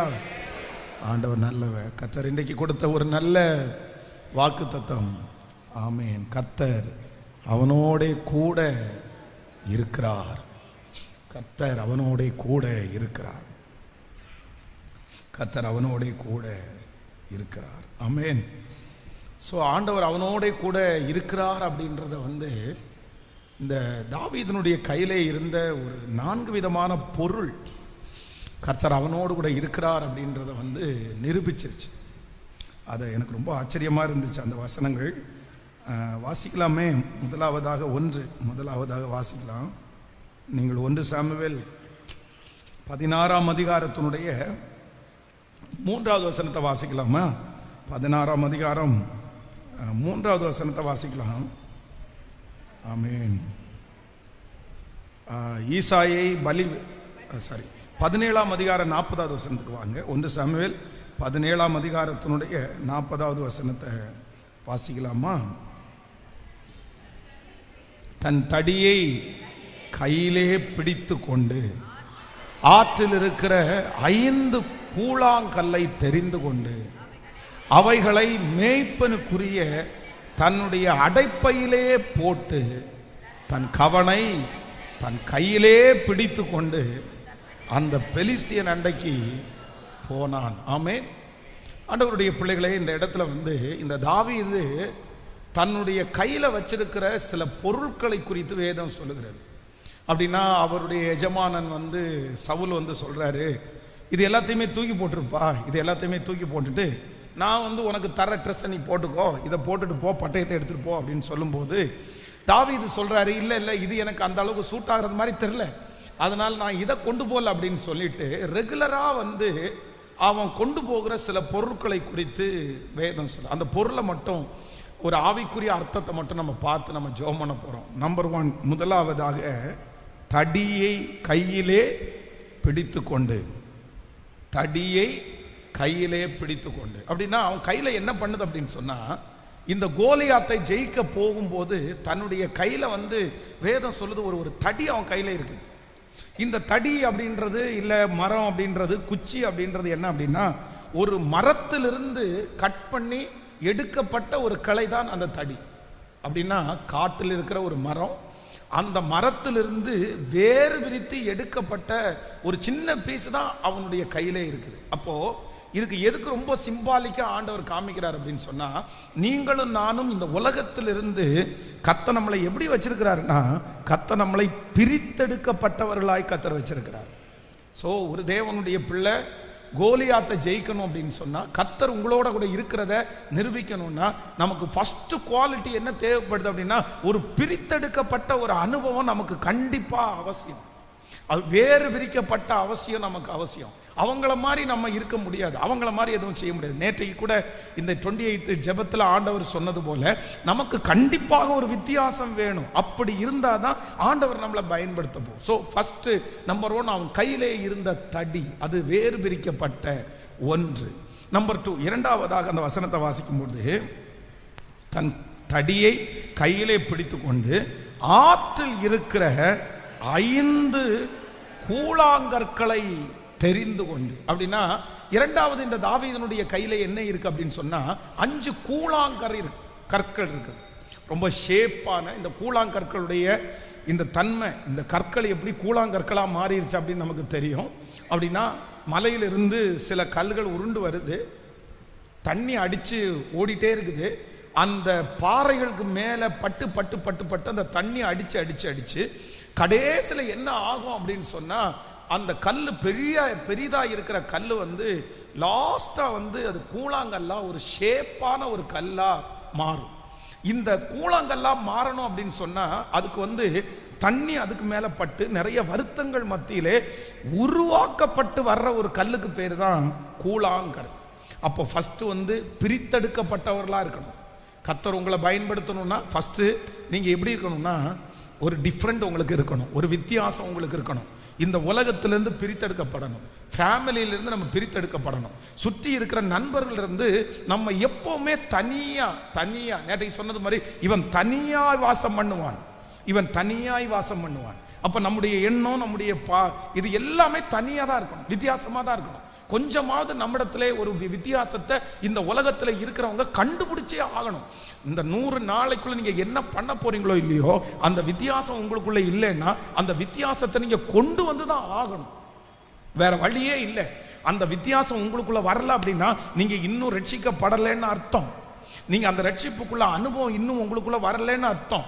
இன்னும் உலகத்துக்குள்ளதான் நீங்க இருக்கிறீங்க. அந்த டிஃபரெண்ட் என்னைக்கு உங்களுக்கு வருதோ அன்னைக்கு தான் நீங்க உண்மையான அந்த ரட்சிப்புக்குள்ள அனுபவத்துக்குள்ள நீங்க காலடி எடுத்து வச்சிட்டீங்க. ஞானஸ்நானம் எடுத்த உடனே நம்ம ரட்சிக்கப்பட்டதா அர்த்தம் கிடையாது. அபிஷேகம் பெற்ற உடனே நம்ம ரட்சிக்கப்பட்டதா அர்த்தம் கிடையாது. ரட்சிப்பு அப்படின்னா என்ன அப்படின்னா, நாள்தோறும் ரட்சிக்கப்படுகிறோம், டெய்லி ரட்சிப்பு நடக்குது அப்படின்னா டெய்லி ஒரு மாற்றம், டெய்லி ஒரு சேஞ்ச் நமக்குள்ள நிறைய பேர் கண்டுக்கணும். அவங்கள மாதிரி எப்பவுமே நம்ம இருக்க முடியாது. அதை நீங்க செக் பண்ணி பாருங்க, தயவு செய்து செக் பண்ணி பாருங்க. நீங்க உங்க மற்றவங்க மாதிரி தான் நீங்க இருக்கிறீங்களா, இல்ல ஒரு வித்தியாசமா தெரியுறீங்களா? வித்தியாசமா தெரியுறீங்கன்னா கண்டிப்பா உங்களுக்குள்ள என்ன அனுபவம் ஆரம்பிச்சிருச்சுன்னா, ரட்சிப்புக்குள்ள அனுபவத்தை கர்த்தர் ஆரம்பிச்சிட்டார். ஸோ ஃபர்ஸ்ட் தாவீதனுடைய கையிலே இருக்கிற அந்த கோல் பிரித்தெடுக்கப்பட்டது. ரெண்டாவது அவனுடைய கையிலே இருக்கிற கூழாங்கல் அது உருவாக்கப்பட்டது. ஒரு தேவனுடைய பிள்ளைய ஆண்டவர் பயன்படுத்தணும்னா கர்த்தர் உங்களை உருவாக்குவார். நீங்க உருவாக்குறதற்கு விட்டு கொடுக்கணும். ஆனா இங்க பாருங்க, இப்ப கவனிங்க, ஆத்துல இருந்து ஒரு பெரிய கல்லை ஒரு தண்ணி உருட்டிட்டே வருதுன்னு வச்சுங்களேன். சில கல்லுகள் என்ன பண்ணும் அப்படின்னு சொன்னா, எந்தெந்த இடத்துல சந்து இருக்குதோ அந்த இடத்துல போய் சிக்கி அப்படியே இருந்துரும். அவ்வளவுதான். நீங்க அந்த கல்லை பாருங்க, ஆத்துல போய் பாருங்க, அந்த மாதிரி சிக்கி இருக்கிற கல் என்ன ஆகும் அப்படின்னா, இந்த தண்ணி அடிச்சு அடிச்சு பாசம் பிடிக்கிற கல்லாதான் மாறுமே தவிர அந்த கல்லுனால வேற எந்த பிரயோஜனமும் இல்லை. அந்த கல்லுக்கு மேல கால் வச்சா வழுக்கும்.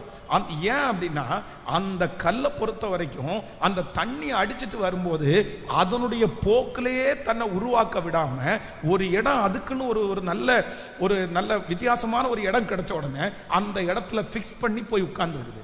அப்போ நிறைய ஆண்டவருடைய பிள்ளைகள் தரிசனம் அவங்க மேல இருக்குது, வெற்றி அவங்க மேல இருக்குது, விஷன் கர்த்தர் அவங்க மேல வச்சுட்டாரு, அவங்கள குறித்து பெரிய நோக்கம் இருக்குது. ஆனா என்ன அப்படின்னா, ஏதாவது ஒரு சின்ன ஒரு சொபிஸ்டிகேட்டடா ஒரு நல்ல பத்திரமா பாடுபடாதது மாதிரி, அவமானப்படாதது மாதிரி, நிந்தையே அனுபவிக்கிற மாதிரி ஏதாவது ஒரு இடம் செட் ஆயிடுச்சுன்னு வச்சுக்கோங்களேன், அவ்வளவுதான். அந்த இடத்துல போய் உட்கார்ந்துருவாங்க. அவங்களுக்கு என்னன்னா, நல்லா உட்காரணும், டென்ஷனே ஆகக்கூடாது, டிஸ்டர்ப் ஆகக்கூடாது, யாரும் திட்டக்கூடாது, எதுவுமே பேசக்கூடாது, சோதனையே வரக்கூடாது, பிரச்சனையே வரக்கூடாது. இப்படி இருந்தா நீங்க எப்படி பயன்படுத்தப்பட முடியும்? நீங்க எப்படி உருவாக்கப்பட முடியும்? அதான் ஒரு குயவன் ஒரு சிற்பத்தை பண்ற மனுஷன் ஒரு சிற்பத்தை உண்டாக்கணும்னா அவன் கையிலே இருக்கிற உளிய வச்சு அந்த கல்லை தட்டுறான் பாருங்க, அவன் தட்ட தான் அது சிற்பமா மாறுது. அப்ப ஆண்டவருடைய பிள்ளைகளே, நம்முடைய தேவனாகிய கர்த்தர் நம்மளை என்ன பண்றவர்னா, கூழாங்கல்ல போல கர்த்தர் நம்மளை உருவாக்குறவர், கூழாங்கல்லை போல கர்த்தர் உருவாக்குறவர். நீங்க கூழாங்கல்லா மாறிட்டீங்கன்னு வச்சுக்கோங்க, எதிராய் நிற்கிறது கோலியாத்தே ஆனாலும் ஒரே கூழாங்கல் அவ்வளோ பெரிய கோலியாத்தை கீழே விழும். உங்களுக்கு விரோதமாக இருக்கிற கோலியாத்துகளை கர்த்தர் உங்க மூலமாய், நான் நம்புற இந்த சத்தத்தை கேட்கிற சிலரை கர்த்தர் உருவாக்குற பொசிஷன்ல தான் கர்த்தர் வச்சிருக்கிறாரு. உங்களுக்கு நேரா தண்ணி அடிக்குது, உங்களுக்கு வலிக்குது, உங்களை ரொம்ப கஷ்டமா இருக்குது, உங்களுக்கு தாங்கவே முடியல, எல்லாம் நல்லா இருக்கும்போது நீங்க மட்டும் பாடுபடுறீங்க, கொஞ்சம் கூட வருத்தப்படாதீங்க. கர்த்தர் உங்களை கூழாங்கல்லா உருவாக்கிட்டு இருக்கிறாரு. ஆண்டவர் உங்களை உருவாக்கிட்டு இருக்கிறாரு. உங்க மேல அடிக்கிற தண்ணி, உங்க மேல அடிக்கிற அந்த கல்லுகளுடைய பலம், அது உங்களை நிர்மூலமாக்குறதற்காக அல்ல, உங்களை ஷேப்புள்ள ஒரு மனுஷனாய் மாற்றி கொண்டிருக்கிறது. ஏற்ற காலத்துல கர்த்தர் உங்களை கூழாங்கல்லாய் அவருடைய அம்பரா துணியிலே எடுத்து வில்லின் மேல் நாணேற்றி உங்களை எதிரியை வீழ்த்துவதற்கு பயனுள்ள பாத்திரமாய் மாற்றுகிற கர்த்தர். ஹல்லேலூயா. கைகளை உயர்த்தி ஆமென் சொல்லுங்க பார்க்கலாம். அப்போ நம்பர் 3, மூன்றாவதாக அவன் கையில் என்ன இருக்கு அப்படின்னு சொன்னா, தன் தடியை பிடித்து கொண்டு ஆற்றில் இருக்கிற 5 கூழாங்கற்களை தெரிந்து கொண்டு அவைகளை மேய்ப்பனுக்குரிய தன்னுடைய அடைப்பையிலேயே போட்டு. நம்பர் 3. மூணாவது இங்க என்ன இருக்கு அப்படின்னா, மேய்ப்பனுக்குரிய அடப்பை அப்படின்னா, இதுக்கு நல்ல கூழாங்கல்ல நீங்க கையில எடுத்து பார்த்தீங்கன்னா ரொம்ப அழகா இருக்கும். இன்னைக்கு நிறைய பேர் ஆற்றுல ஏதாவது கூழாங்கல்ல பார்த்தா எடுத்துட்டு ஷோகேஸுக்கு மேலே வைப்பாங்க, இல்லைன்னா மீன் தொட்டிக்குள்ளே போட்டு வச்சிருப்பாங்க. ஏன் அப்படின்னா அது பார்க்கறதுக்கு அழகா இருக்கும் அப்படின்னு. ஆனால் வேதம் சொல்லுது, இங்கே ஒரு கூழாங்கல்ல இந்த மனுஷன் என்ன பண்றான்னா தன்னுடைய பைக்குள்ள போட்டு வச்சிருக்கிறான். அப்போ ஆண்டவர் ஒரு தேவனுடைய பிள்ளைய கர்த்தர் பயன்படுத்துகிறதுக்கு முன்னாடி உங்களுக்கு இருக்கிற அடுத்த ப்ராசஸ் என்ன அப்படின்னு சொன்னா, உங்களை கர்த்தர் தனிமைப்படுத்துவார். உங்களை ஆண்டவர் தனிமை என்கிற பாதையில நடத்துவார். நீங்க உருவாக்கப்பட்டாலும் நீங்க என்ன பண்ணணும்னா அங்க இருந்து, உலகத்துல இருந்து, தண்ணியில இருந்து, மற்ற இடத்துல இருந்து எடுத்துட்டு வந்து நீங்க எங்க உட்காரணும்னா ஏற்ற காலத்தில் அவர் உங்களை உயர்த்தும்படிக்கு அவருடைய பலத்த கைக்குள்ள நம்ம என்ன இருக்கணுமாமா, அடங்கி.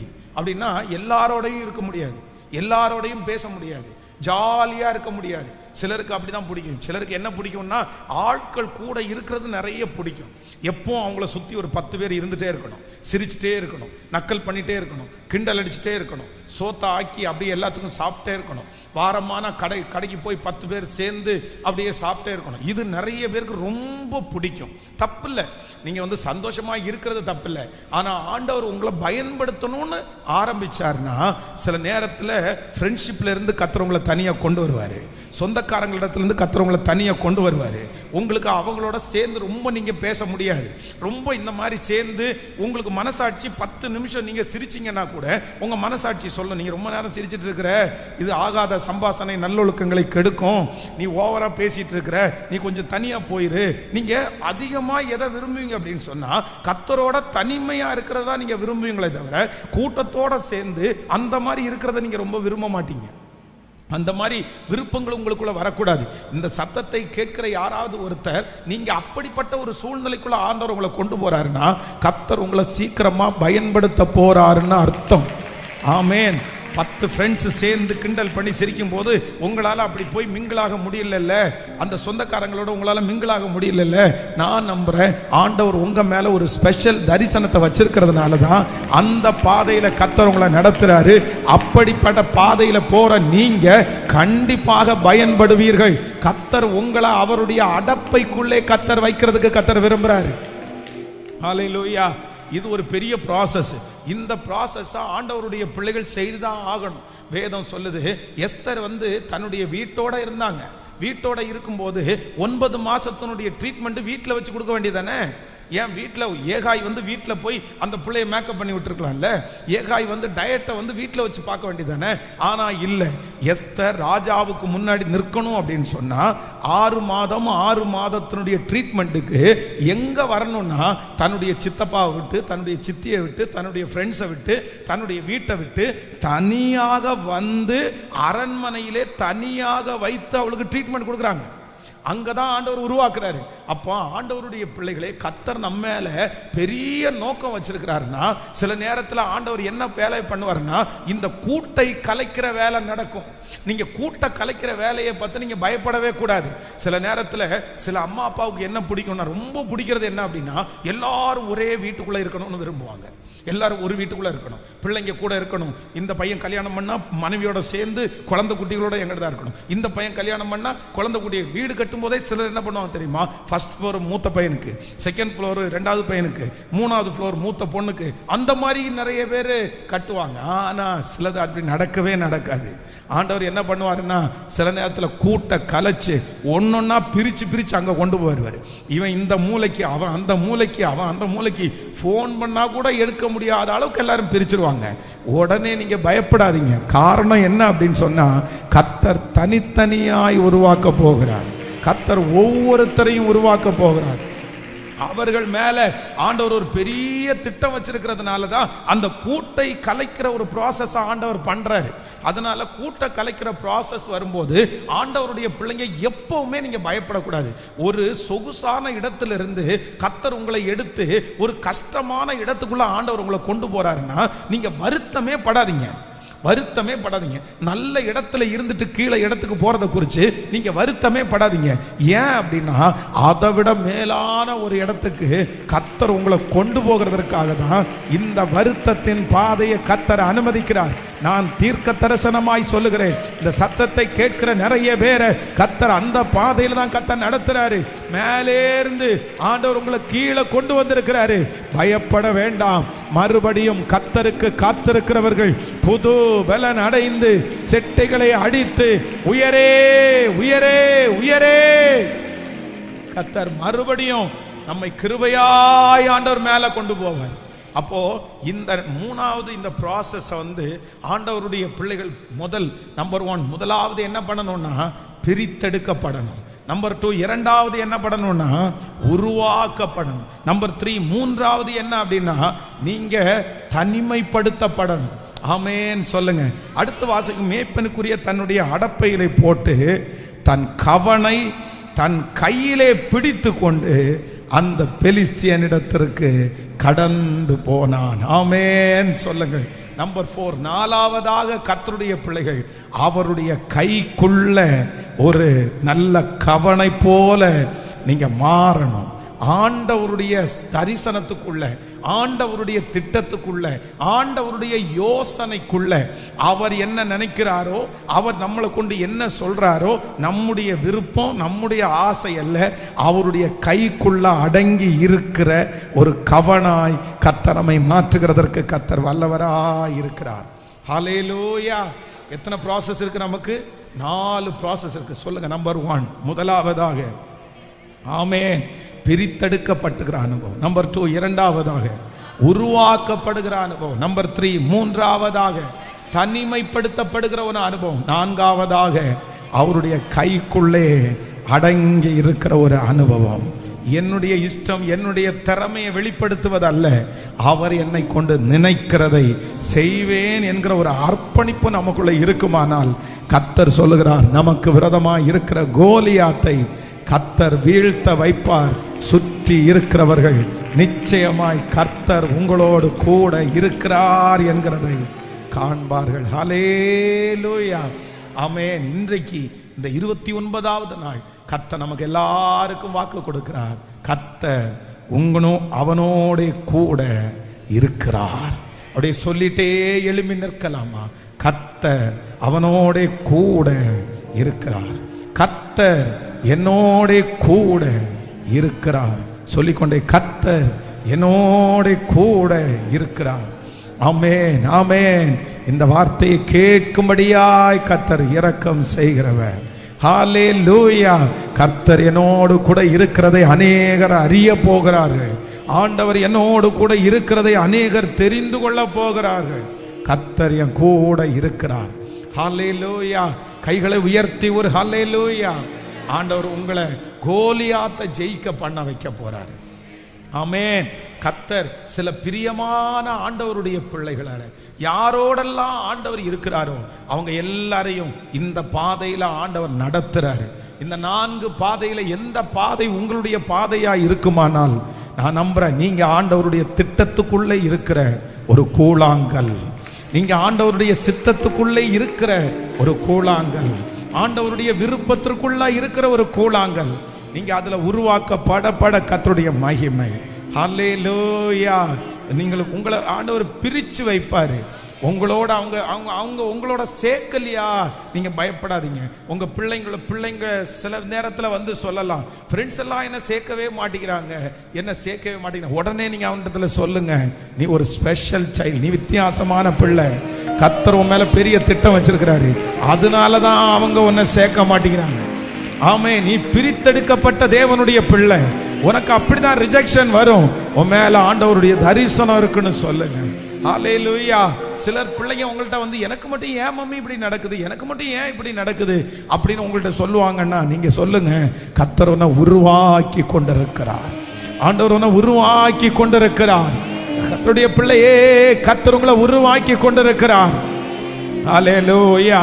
நீங்க ஷேப்பே இல்லாம இருந்தீங்க, ஆனா இந்த 100 டேஸ்ல கர்த்தர் உங்களை ரொம்ப அழகா உருவாக்கி உங்களை ஷேப் பண்ணி, ஆமென், கையில எடுக்கும் போது பக்குவமாய் அழகாய், இனி எந்த கரடு முரடும் இருக்காது, இனி எந்த கோபம் உங்களுக்குள்ள இருக்காது. உங்களை அழகாய் வடிவமைக்கிறவர், அழகாய் வடிவமைக்கிறவர். Thank you Jesus. கர்த்தர் யாருக்கும் தெரியாம உங்களை எங்க வைக்கிறாருன்னா அடப்பைக்குள்ளே. அத்தனை திறமைகள் இருந்தும் அவ்வளவு உருவாக்கப்பட்டும் அடைப்பைக்குள்ள கர்த்தர் வைக்கிறார். ஆனா அந்த அடப்பைக்குள்ள ஒரு நாள் என் ராஜாவுடைய கை உள்ள வரும். அந்த 5 கூழாங்கல்ல தேடும், அதுல ஒரு கல்லை கர்த்தர் கண்டுபிடிப்பார். அது நீங்க தான். அந்த கல்லை கண்டுபிடிச்சு தன் கையிலே எடுத்து கவனிலே வைத்து ஓங்கி சுத்தி அடிக்கும் போது கோலியாத் மல்லாக்க விழுவான். கோலியாத்துடைய அரண்கள் நிர்மூலமாகும். சத்துருடைய அரண்கள் நிர்மூலமாகும். வல்லமை இப்போ அப்படி பயன்படுத்துகிற ஒரு கருவியாய் எங்களை மாற்றுவதற்கு அந்த அபிஷேகத்தினுடைய நிறைவு எங்கள் மேல் இறங்கட்டும். எங்களை சீர்படுத்துகிற கர்த்தர், எங்களை சிறப்படுத்துகிற ஒரு நல்ல தேவன் கர்த்தர் உன்னோடு கூட இருக்கிறார். இயேசுவின் நாமத்தினால அவர்களின் நெற்றியில இந்த 29வது நாள் கலந்து கொள்ளுகிற பிள்ளைகள் எங்கிருந்தாலும் நெற்றியில ஒரு வாக்கியம் பொறிக்கப்படட்டும். கர்த்தர் உங்களோடு கூட இருக்கிறார். கர்த்தர் உன்னோடு கூட இருக்கிறார். இந்த வார்த்தை பொறிக்கப்படட்டும். ஹalleluya.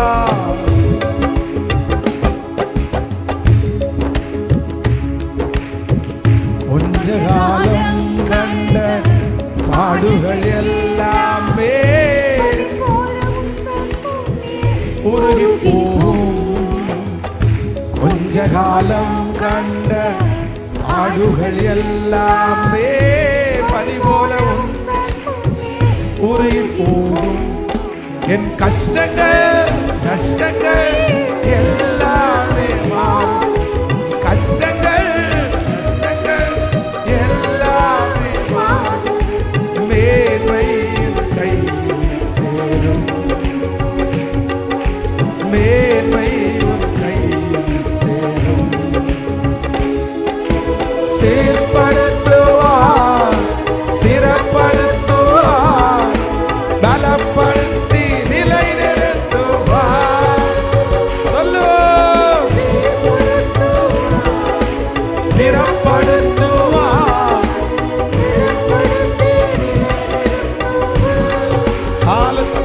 என்னை பலப்படுத்தி நிலை நிறுத்துவார். என்னை பலப்படுத்தி நிலை நிறுத்துவார்.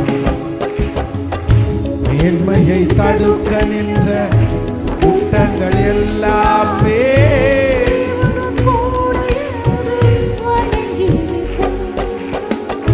மேன்மையை தடுக்க நின்ற கூட்டங்கள் எல்லாமே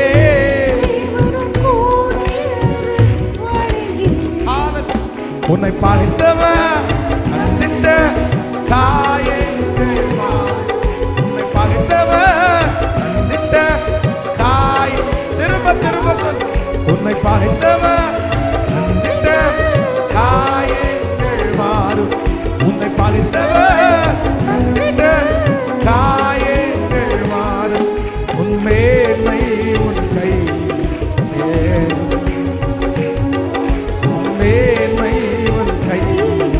கைகளை மேல தட்டி சொல்லுவோம். சீர்படுத்துவார், ஸ்திரப்படுத்துவார், பலப்படுத்தி நிலை நிறுத்துவார். சத்தமா இயேசுவே.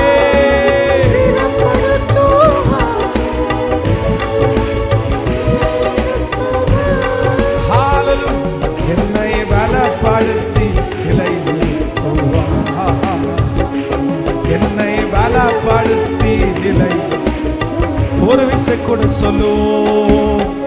கொஞ்ச காலம் கண்ட ஆடுகள் எல்லாமே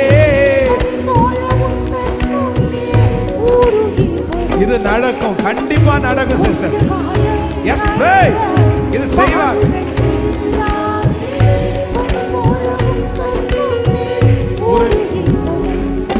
உன் கஷ்டங்கள் எல்லாமே மாறும்.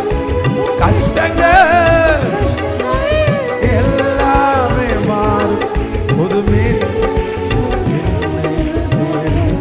புது நன்மைகள் என்னை சேரும்.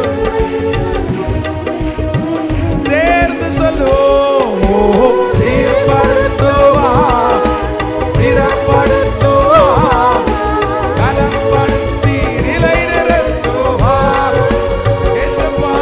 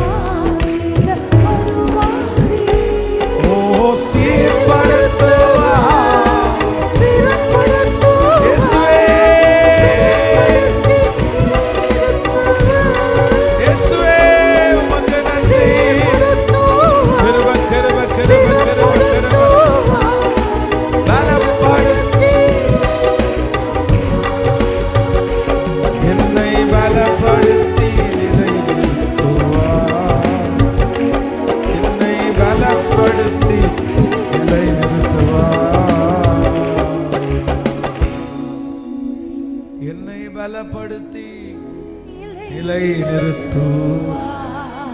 இந்த 29வது நாள் உம்முடைய அசைவாடுதலுக்காக நன்றி. நீங்க வந்ததற்காக நன்றி. உங்க தீர்க்க தரிசனமான வார்த்தைகளை எங்களுக்கு தந்ததற்காக நன்றி. மறுபடியும் இழந்து போன ஆவியை எங்களுக்கு தந்ததற்காக நன்றி. நீங்க எங்களோட கூட பேசி கொண்டு நிற்க போறதற்காக நன்றி. எங்க கையை பிடிச்சு நீங்க நடக்க போகிறதற்காக நன்றி. இந்த சத்தத்தை திருச்சபையில கேட்டுட்டு இருந்த பிள்ளைங்க மட்டும் இல்ல, இந்த லைவ்ல இப்போ அத்தனை ஆயிரம் பேர் இந்த லைவ்ல இருக்காங்களே ஆண்டவர். இந்த சத்தம் யாருடைய காதுகள் எல்லாம் தொனிக்கப்படுகிறதோ அங்கெல்லாம் அற்புதம் நடக்கட்டும். இந்த 100 days நாங்க எந்த தடையும் இல்லாம நாங்க ஜபிச்சு முடிக்கணும். அதற்கு பரலோக தேவன் எங்களுக்கு ஒரு உதவி செய்து இந்த 100 நாளில் நீங்க சொல்ற வாக்கரை எல்லாம் நாங்க கேட்டு நடப்பதற்கு கர்த்தர் பலன் தான். உடைய பிள்ளைகளை ஒவ்வொருவரையும் ஆசீர்வதிக்கிறேன். அவங்க ஜெப குறிப்பு எல்லாவற்றுக்கும் பதில் தாங்க ஆண்டவர்.